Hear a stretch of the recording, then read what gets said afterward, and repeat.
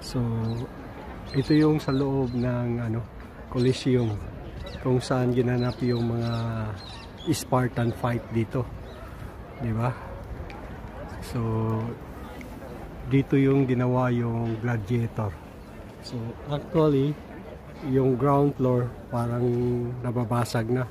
So yung ilalim parang yun na ang makikita mo kasi yung the ground floor dito yun ang battlefield. So ito yung grandstand.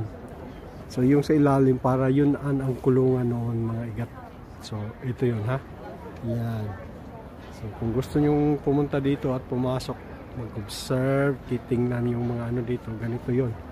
So yung mga structure na nasisira na, parang biruin mo, ilang taon na to, 100 years na ba to o ano. So ito yun mga igat.